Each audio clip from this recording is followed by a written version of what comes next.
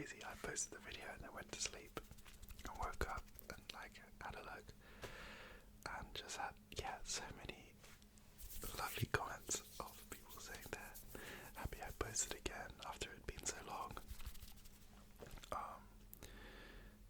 So yeah, wow, you guys are amazing. I'm happy that you're happy I am posting again. The crazy thing is I actually filmed that video back in September, and in my head I was like, I'm not gonna post it until I filmed another one, so that I know for certain I'm not gonna like post one video and then it be another few months before I post another one. And then I just kind of like never got round to posting and to filming another one until last week, where I was like, I just need to post it, and then I'll have a bit of like pressure to keep filming more. Not that I don't want to film. It's just difficult to find time sometimes. Like sometimes there's always excuses you can make. Because I have to film. I usually film these videos quite late. So usually I'm just kind of like, oh, I should sleep, I need to wake up early. Which I did last night, and then this morning I woke up early. I was like, okay, I'm going to film before going to work. As you can see, the light is getting like a bit light outside. It's like 7 in the morning. So it's actually getting quite blue, but hopefully it still looks okay. But anyway, thank you, and just thank you. Back to the plan. So yeah, yesterday I went to watch Gladiator 2, and I went to the Odeon in Leicester Square in London. It's like a massive cinema. It's kind of like a theatre set up with the audience. As in there's like 2 layers of seating, and I was in like the upper layer, but right at the front in the middle on like a recliner seat. It was insane, and it cost like £20, which wasn't too crazy considering I had like a reclining chair, and so I don't know, I haven't been to the cinema on a reclining chair before, so that was really cool. And the film, I really liked the film. The first film is one of my favourites. My favourite films. So yeah, I really like the second one. But then after that, I was kind of just walking around Leicester Square, Covent Garden, Soho for a couple hours.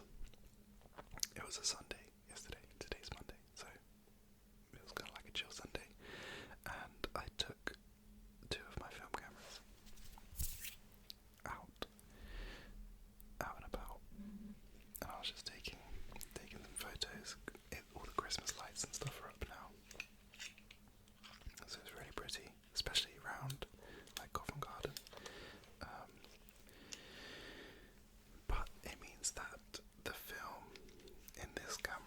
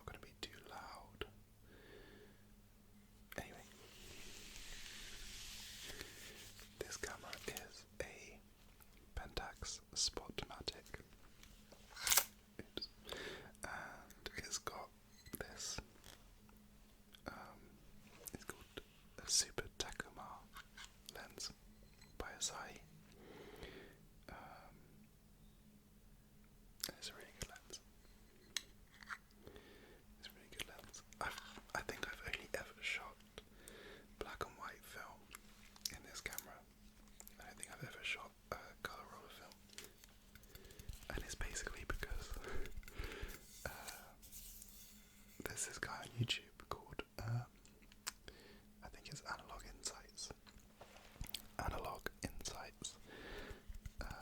He does like camera reviews and stuff for film cameras, and he mostly shoots black and white film. And the reason I got this camera was he did a review on it, and it just sounded nice. And I guess I was just inspired by him. I think in the video he says like the lens is particularly good at rendering like black and white. Not rendering because it's not digital, but you know.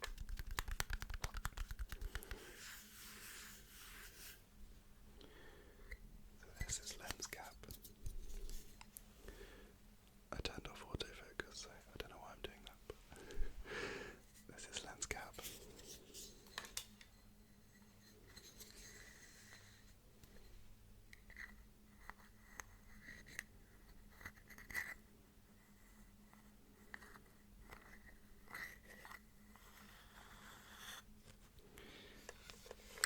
One of the things I love the most about this lens is try and not let the strap make bad noises. The like focusing dial is super smooth. You can see. I wish I didn't turn off the autofocus now, but maybe I'll just take the strap off actually. Maybe that's a better idea.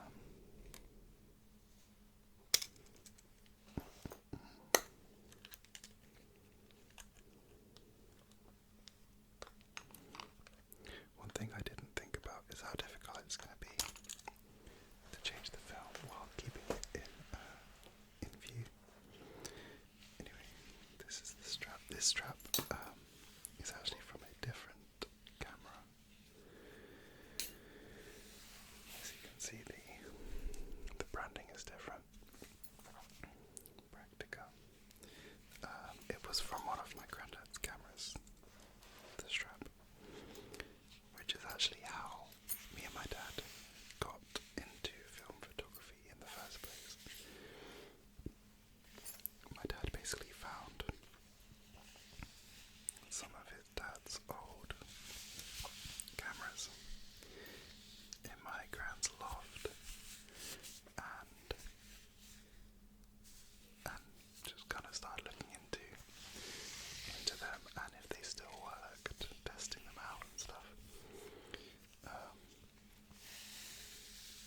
And it just introduced him into the world of film. And then he introduced it to me by buying me my first camera for my birthday. Anyway, let's put this down somewhere gently.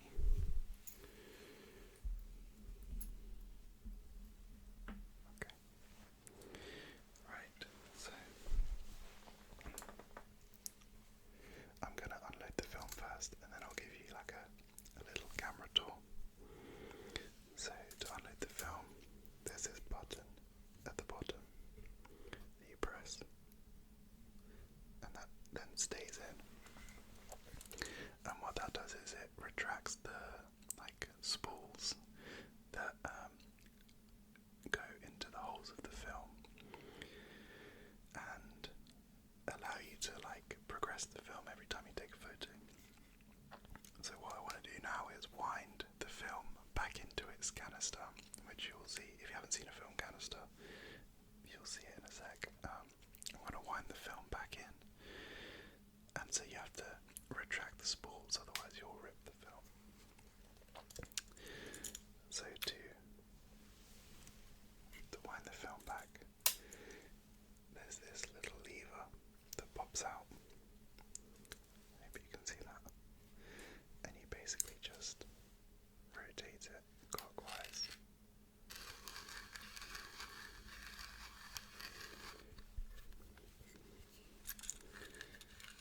So I can feel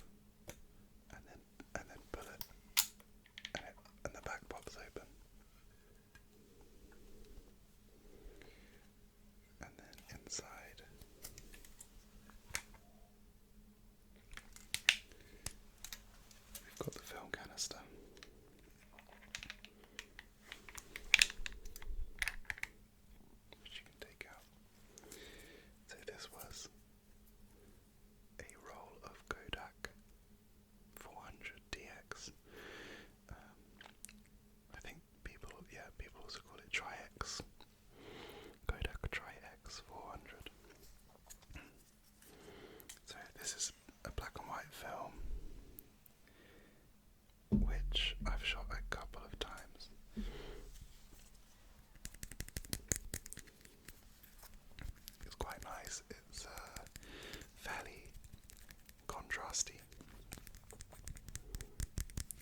and kind of grainy, which is nice, an interesting look.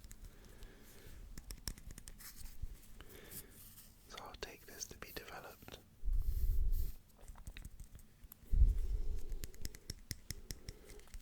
And hopefully we'll have the photos back next week. The crazy thing is because this camera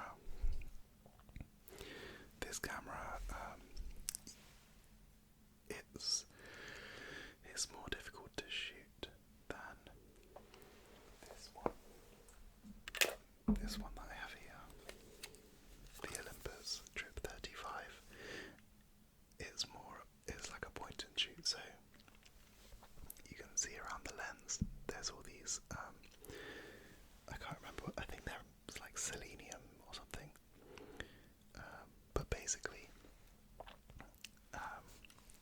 these they're like a built-in light meter around the lens, which means you don't have to meter for light.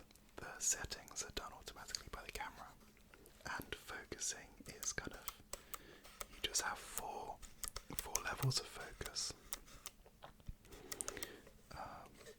So it's very easy you just point and shoot basically, and you don't have to worry about anything. It's also small and light, so usually I'll take this one out and about,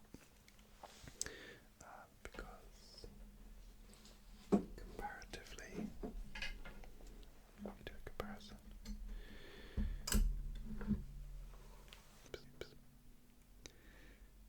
I don't know, you can't tell, it's not like a huge difference, but this one's a lot bigger and it's a lot heavier.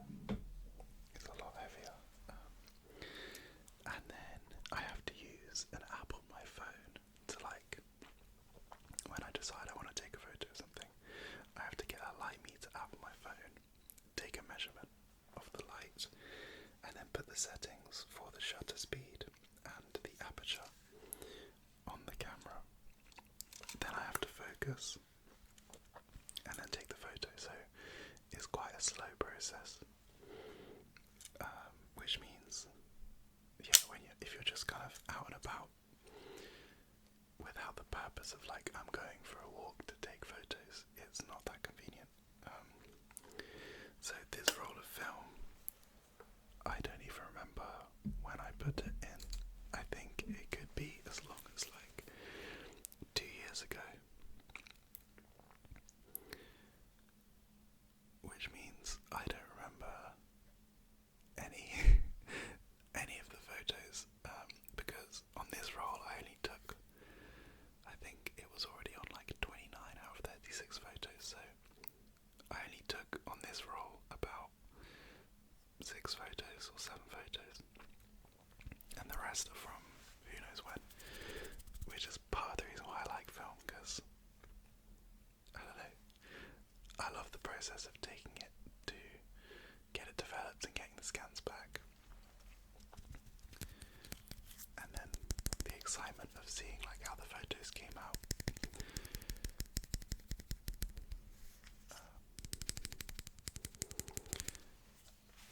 I'd been like not collecting, but I hadn't developed any film for a while. So I had a collection of these, and I took them all to get developed at once. So it was a couple of years worth of film, and so there was photos from like when I went to Colombia in 2022, as far back as that, which was really, really cool. Because I'd completely forgotten about all the photos I'd taken on those rolls, so getting them back, it really like took me back on those trips. Some more.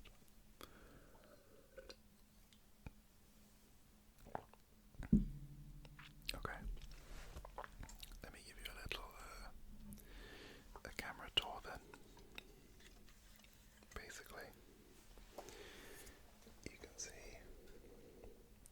so the film you put in on this side, stretch it across into this side, and then when you take a photo, this part will open and expose the light sensitive film.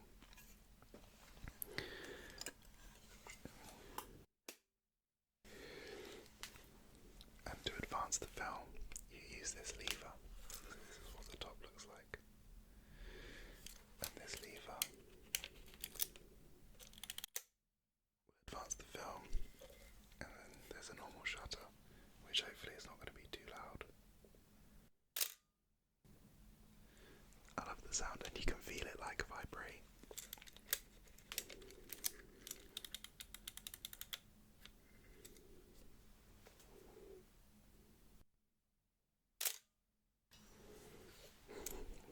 It might be too loud, but and then you can control the shutter speed.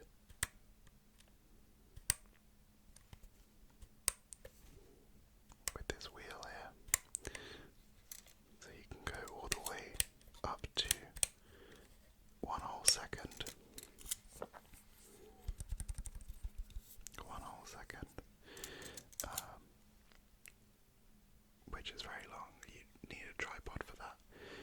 I don't ever go below, so you can have 1 second, half a second, quarter of a second, an eighth of a second, a 15th of a second, a 30th of a second, a 60th of a second.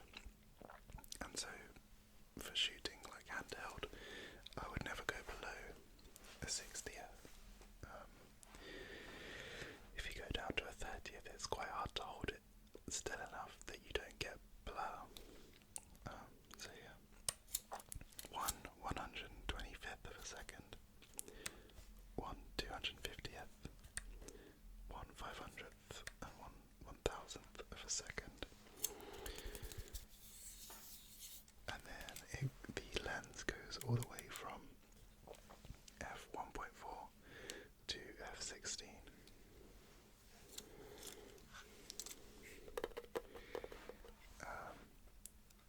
I don't know if you'll be able to see it if it's going to be too dark, but you can see, maybe if I hadn't turned the autofocus off, but when I turn this, you can hopefully see the aperture opening and closing. So f1.4 is as wide open as this lens goes, and as I turn it, hopefully you can see the aperture getting smaller and then bigger again.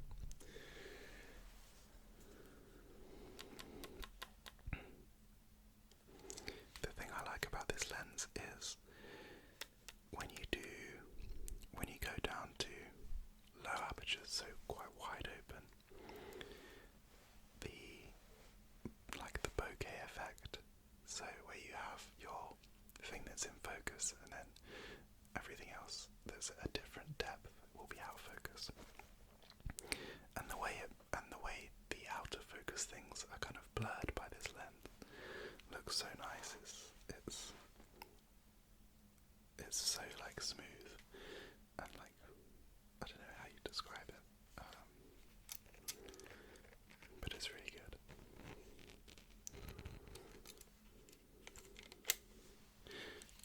And as you advance the film, the counter moves along one.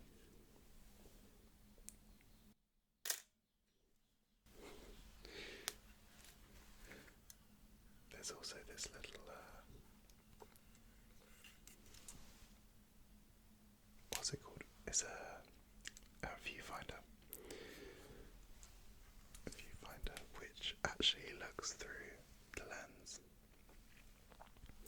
Sometimes, like on the Trip 35, it has a which one's which? Rangefinder versus viewfinder. Maybe, I can't remember which way around it is. One of them is where you're actually looking through the lens. So what I see in here is what the lens sees. So it's exactly what is going to be captured. Whereas that one, it's like a window up here. So it's always going to be slightly off what you actually take a photo of, which is quite annoying. But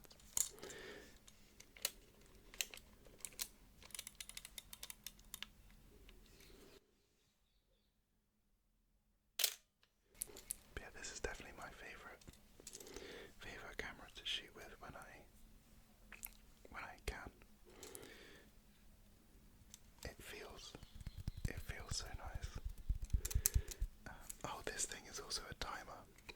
a self timer. So if you turn it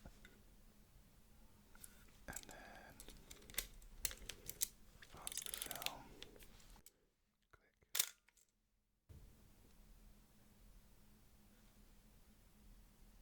click. Maybe not. I've never actually used the timer before. Maybe you need to do it with a... I'm gonna have to edit that out. I've never actually used that before. Anyway, sorry about that. That timer does not sound good at all.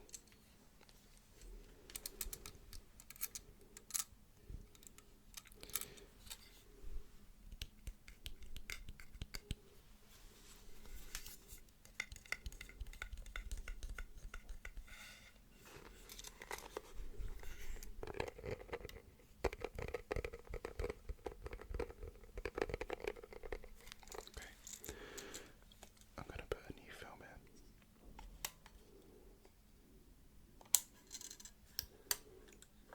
So,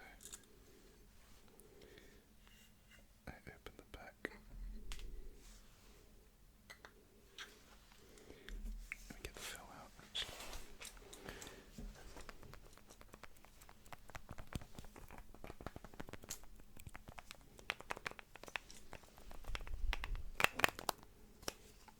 Okay, so this film is Ilford HP5, which is probably like the most standard black and white film that you can get, but the most commonly shot, I would say. And these, as you can see, this is the film, so you have the holes that the little spools go into to advance it. So, to load the film, I put it in on this side, push the wheel in to kind of lock the film into place. Just have to make sure the film's aligned right. There we go. Okay. Then I pull the film across, and in this side there's a little spool with like some slits in. So I feed the film into the slits. I'm right-handed, so this is quite hard to do with my left hand. Oh god, okay, let me switch.